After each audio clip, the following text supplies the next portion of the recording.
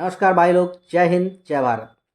तो दोस्तों, ये जो पाकिस्तान का रक्षा मंत्री है आतंकवादी मुल्ला मुनीर, वो अभी अमेरिका के दौरे पे है। पिछले 2 महीने में उसने 2 बार अमेरिका का दौरा किया है। मतलब ऑब्वियस है कि पाकिस्तान का अमेरिका के साथ बहुत साठगांठ चल रहा है अभी।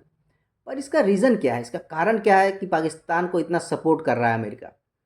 उसका भी आपको कारण बताऊंगा कि ऐसा वो क्यों कर रहा है। पर इस बार जो है, मुनीर ने अमेरिका की धरती से भारत पर परमाणु हमले की धमकी दी है। मुनीर बोलता है कि कभी भी अगर उसको लगेगा कि वो भारत से युद्ध हार रहा है, वो कमज़ोर पड़ रहा है, तो वो भारत पे परमाणु हमला कर देगा। इसके साथ वो बोलता है कि वो अगर जो भारत जो है, अगर सिंधु नदी पे अगर डैम बनाता है, बांध बनाता है, तो उसको वो 10 मिसाइल से तोड़ देगा। तो इस मुनीर को ये कहना चाहूँगा, पहले तो जो पाकिस्तान की आवाम है वो भी मेरी बात सुने। ये क्या कहना चाह रहा है इसका मैं थोड़ा सा एक्सप्लेन करता हूँ। ये भारत को जो है चमचमाता हुआ मर्सिडीज बता रहा है। मतलब सुंदर सा, मॉडर्न, डेवलप्ड और टेक्नोलॉजी से लैस। वही पाकिस्तान को ये घटिया आदमी, जिसको पाकिस्तान की आवाम की चिंता नहीं है, वो पाकिस्तान को गिट्टी से भरा हुआ एक ट्रक बता रहा है। वो बोलता है कि अगर दोनों में अगर परमाणु युद्ध हुआ तो समझो किसकी नुकसान ज़्यादा होगा, मर्सिडीज़ का होगा या ट्रक का होगा। तो भैया हम मानते हैं कि हमारा नुकसान ज़्यादा होगा।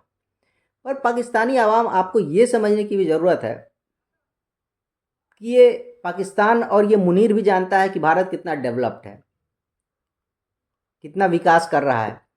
वही पाकिस्तान को ये गिट्टी से लदा हुआ ट्रक कह रहा है। मतलब कि आपको ये निम्न स्तर का मानता है। ये मानता है कि पाकिस्तान में कोई डेवलपमेंट नहीं है, कोई रोज़गार नहीं है, लोगों के पास खाने के लिए रोटी नहीं है, और फिर भी ये परमाणु हमले की बात करता है। अच्छा, ये मुनीर जो तू इतनी बड़ी बड़ी बातें कर रहा है आतंकवादी, तुझे कितनी बार अमेरिका बचाएगा बताओ? अमेरिका की तो आदत है, वो तुझे बीच मझधार में ला करके छोड़ देगा। अमेरिका जो तुझे इतना सपोर्ट कर रहा है उसका रीज़न है, दरअसल जो ट्रम्प है और उसकी फैमिली है, उसने क्रिप्टो का जो उसका बिजनेस है, क्रिप्टो क्वाइन का, उसने बहुत बड़ा इन्वेस्टमेंट किया हुआ है पाकिस्तान में। तो उसके फैमिली का बिजनेस डाउन नहीं हो, इसलिए वो पाकिस्तान को इतना सपोर्ट कर रहा है। पर कब तक तुझे बचाएगा अमेरिका बताओ? जो तुम उसके उसके कहने से तुम इतना उछल रहे हो, वो तो कभी भी तुम्हें बीच मझधार में, अमेरिका की फितरत है, तुम्हें छोड़ देगा। फिर उसके बाद तुम्हारा क्या होगा? और जो तुम ये जो परमाणु हमले की धमकी दे रहे हो, तुम्हारी आबादी कितनी है पाकिस्तान की? 25 करोड़, 26 करोड़। तुम्हें पता है भारत की आबादी कितनी है? 140 करोड़ लोग यहाँ रहते हैं। चलो मान गए कि युद्ध होता है, तो हम जो है 25 करोड़ की जगह 40 करोड़ लोग जो है बलिदान दे देंगे। हम मान गए कि हमारे 40 करोड़ लोग इसमें युद्ध में मर जाते हैं। पर तुम्हारे 25-26 करोड़ तो कहीं नहीं जा रहे हैं। मतलब तुम्हारा तो पूरा का पूरा बंटाधार होगा, तुम पूरे शून्य हो जाओगे आबादी में, तुम्हें कोई नहीं बचाएगा, ये तो कंफर्म बात है। और तुम जो ये एटम बम की हम धमकी देते हो, कितने एटम बम है तुम्हारे पास? भारत के पास तुमसे ज़्यादा एटम बम है, और तुमसे बड़े एटम बम है, हैवी एटम बम, जिसकी मारक क्षमता तुमसे बहुत ज़्यादा है। और हमारे पास तो हाइड्रोजन बम भी है, उसका अभी हमने बात ही नहीं किया, जो तुम्हारे 10 एटम बम के बराबर एक हाइड्रोजन बम है हमारा।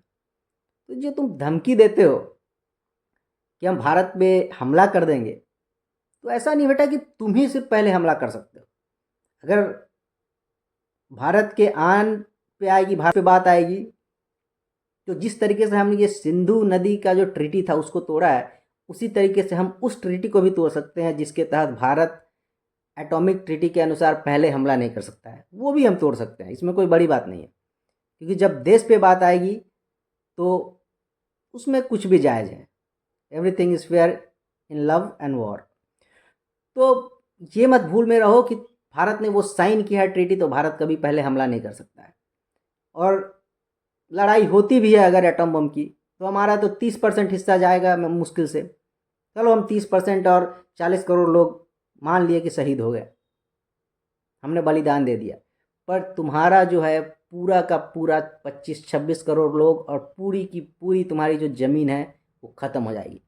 और फिर से जो हमारे जो 100 करोड़ लोग जो बचे हुए हैं वो तुम्हारे इस पाकिस्तानी ज़मीन को अपने भारत में मिलाएंगे और फिर से 1947 से पहले वाला भारत बनाएंगे, अखंड भारत बनाएंगे। फिर से तुम्हारे पाकिस्तान को हम अपने में मिलाएंगे। तो इस भ्रम में मत रहो, तुमसे ज़्यादा बड़े एटम बम है और हाइड्रोजन बम है हमारे पास।